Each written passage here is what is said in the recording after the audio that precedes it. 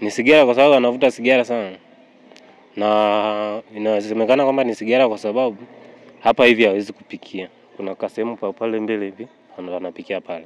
Na hatimaye tulifanikiwa kuzima moto, lakini baada ya kuzima moto tulikuta tayari mtu kaungulia ndani. Lakini inasemekana kwamba labda ni sigara, ila sina uhakika kwa hilo. Mifupa na mwili yani kidogo vimechanganyikana.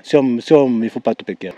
Kuna mwindi mmoja pale hivi akampatia hela, akamwambia chukua utaenda kula, akasema asante. Baada hapo akaniambia kwamba Mtazamaji, jina langu naitwa Alphonse Kusaga, mwandishi wa Wananchi. Hapa ni katika mtaa wa Block C1, kata ya Ngutoto, ni jijini Arusha. Leo ni tarehe 1 ya mwezi wa 6 mwaka 2025. Tumekuja kuripoti moja ya taarifa ya kifo cha mzee mmoja anayefahamika kwa jina la Godfrey Noah, maarufu kama Anko. Mzee huyu anakadiriwa kuwa na umri wa zaidi ya miaka 50. Siku ya jana majira saa 12, raia wema pamoja na majirani walipita katika eneo hili ambalo alikuwa anaishi mzee Anko na kuona kuna moto mkubwa ambao unawaka. Wananchi wakafika hapa wakakuta mzee Noah yuko ndani na anateketea kwa moto, lakini walichelewa kwa sababu moto ulianza muda mrefu, jambo ambalo lilimfanya mzee Anko kuungua kabisa. Kwa hiyo polisi walivyokuja majira kama saa 2 hivi walikuja kuokota tu mifupa kwa sababu aliungua akateketea kabisa kama mkaa. Tumezungumza na mashuhuda wa eneo hili wakieleza namna ambavyo mzee Godfrey maarufu kama Anko alivyokuwa anaishi, lakini maisha yake ni mtu alikuwa anaishi peke yake. Tumeeleza kwamba yeye ni mwenyeji wa Sekei hapa mkoani Arusha, na hapa alikuwa ameomba tu hifadhi kwa ajili ya kuishi. Kwa hiyo alikuwa anaishi kwenye kibanda hiki ambacho kiko nyuma yangu hapa. Kwa majina mimi naitwa Goodluck, ni mwenyeji wa maeneo haya ya Ngutoto. Jana ilitokea taharuki hapa ya moto kidogo kutokea. Tukiwa tunapita njiani pale, niliona wenzangu wamesimama, kuangalia moto ulikuwa unawaka kwenye nyumba ambayo tunaiona hapa. Na baadaye tulikaribia, lakini tulishindwa kusogelea kutokana na moto ulivyokuwa ni mkali.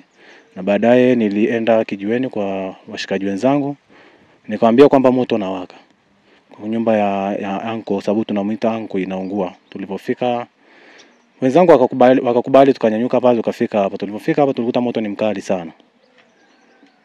Baadaye tulizunguka nyuma ya hii nyumba, kama unavyoona mazingira yenyewe ni magumu. Tulizunguka na giza lilikuwa limeshaingia, na hatimaye tulifanikiwa kuzima moto, lakini baada ya kuzima moto tulikuta tayari mtu kaungulia ndani. Cha kwanza tulikuwa tunafanya uokoaji tu kwa sababu labda ya kuokoa labda mali zilizopo, na hatukuwa na uhakika kwamba kuna mtu, lakini baadaye tuliona mazingira ya kwamba kuna mtu ameungulia ndani.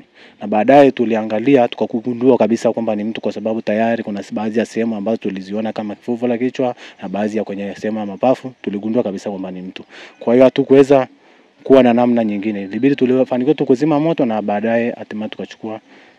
Polisi wenyewe walikuwa tumeshawasiliana nao, kwa hiyo walifika wakaja kuchukua mwili. Mazingira ya kuzima moto yalikuwa ni magumu kutokana na mazingira haya jinsi palivyokaa, kwa sababu maji yenyewe yalikuwa ni mbali, alafu tayari ukiangalia mazingira yenyewe ni magumu, yani ushirikiano kwa hapa hivyo, kwa sababu kwa mfano kama yeye alikuwa anakaa mwenyewe, hamna mtu ana taarifa.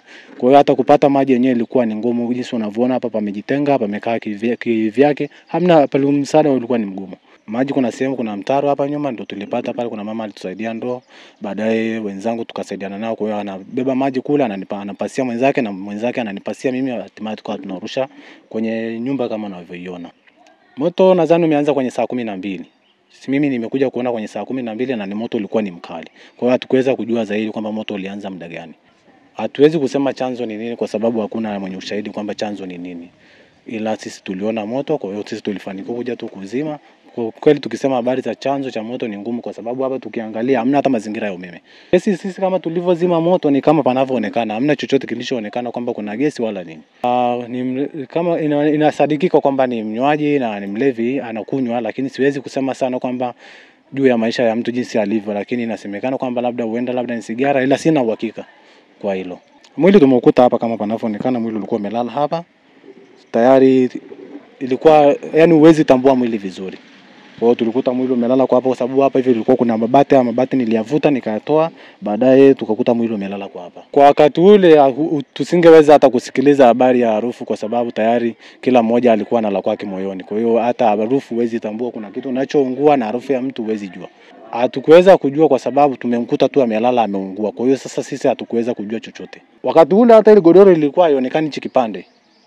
Yaani kilichokuwa kinaonekana hapa ni moto tu, mkaa. Maji ambayo tulikuwa tunachota kule na kuyamwaga ndani. Kwa sababu kule kulikuwa kumezibwa kule. Hatimaye tulipiga yale mabati kule, tukafanikiwa kuyavuta. Baada ya kuyavuta ndio tukafanikiwa kurusha maji ndani. Baada ya kuzima mimi nilikuwa nimesimama pale na mwenzangu. Sasa yeye alikuwa na tochi ambayo ilikuwa inamulika. Nikamwambia naomba tusogee tumulike. Sasa baadaye tulivyomsogelea ndani ndio tukagundua kwamba ndio mwili.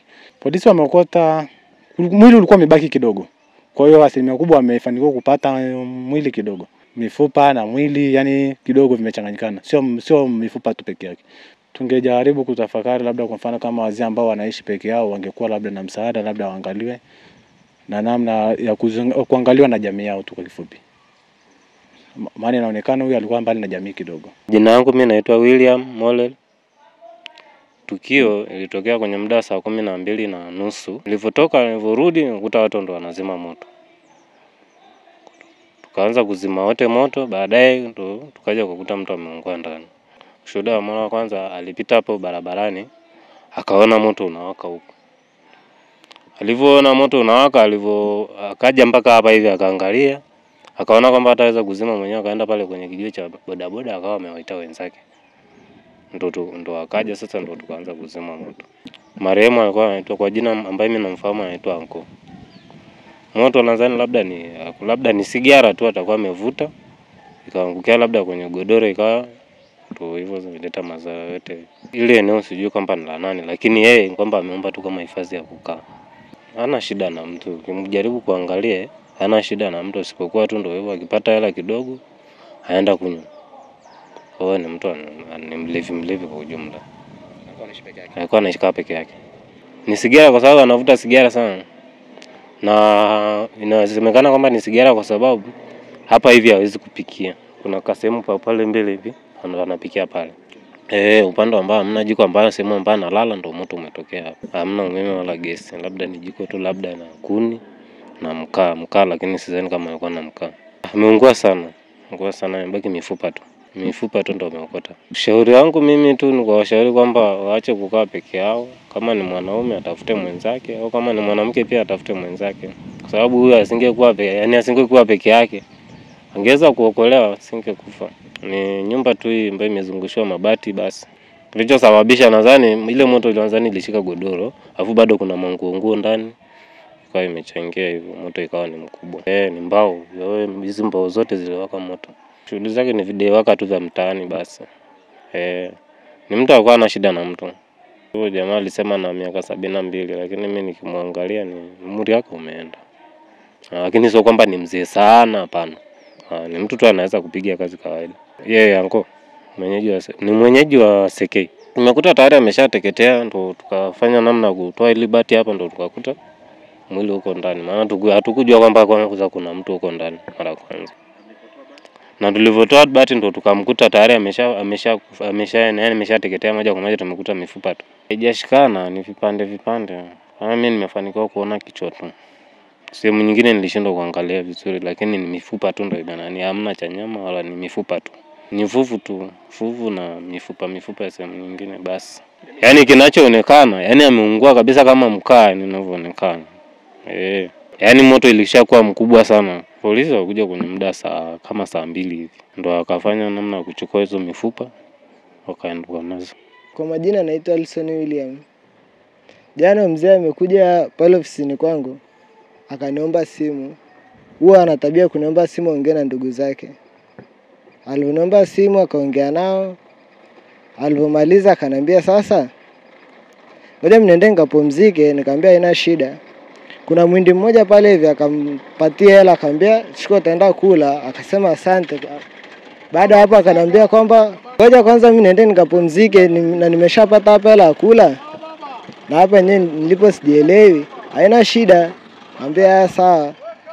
Kwa hiyo akapitia pale pembeni kuna duka, akachukua sigara yake, akaja nyumbani kupumzika. Nilikuja kupumzika sasa ndo moto unawaka. Hawa nao wakaanza kusema nyumba ya Ngoo kule inaungua. Kaambia cha masiara, wewe unasema nyumba inaungua na mtu ameteremka muda si mrefu. Ndo kushuka kuja kuzima moto hapa. Kuja kwenye harakati za uokoaji ndio tukakuta hivyo tayari ameshaungua. Ilibidi nimpigie ili niwape taarifa kwa sababu sikuwa na uhakika, kwa maana mimi mara nyingi ndo anatumia simu yangu. Kwa hiyo sikuwa na uhakika kwamba kusema kwamba kuna mtu mwingine ambaye anawasiliana naye, yani anatumia simu ya mtu mwingine, huo hakika sina. Maana mara nyingi sana anatumia simu yangu, hata ndugu zake wakitaka kumtafuta wananitafuta mimi, jamani namba niongee na Ngoo, na mimi naambia sawa, ngoja nikutafutie. Hivyo basi ndio ninachokijua. Niliwaambia huyo mmoja akasema haina shida, taarifa tumezipokea, lakini siwezi nikasema kwa sasa hivi maana mama yake pia anaumwa. Maana naye aliniambia mama yake anaumwa. Kwa sababu kilichomuua ni sigara, kwa sababu jinsi alivyokuwa ni amelewa alafu na ile sigara. Yaani ikapelekea mwenyewe akashindwa kuja kufanyaje? Kuzima, kwani hali aliyokuwa nayo na ule moto akakosa nguvu ya kufanyaje? Ya kuweza kutoka nje. Aliwashia tu hapo ile duka la hapo mbele. Alikuja tu, si anakuja nyumbani kwake, kwa akawa anakuja taratibu. Huko anavuta. Alikuwa anaongea tu kawaida kwa sababu anakuaga naye pikipiki yake. Huwa anatumiaga hesabu siku za weekend. Huwa akiwapigia wananitumia kwenye simu yangu. Kuna wakala hapo jirani yangu, namtolea hela yake, nampa anaenda. Hasa jana imenishangaza maana wameongea tu, mimi na mimi nilikuwa niko busy nafanya kazi. Wameongea kweli muda mrefu, amaliza akaniambia haina shida tayari, asante, acha nikapumzike. Hapo ndo tulipoachania. Huwa anamiliki pikipiki.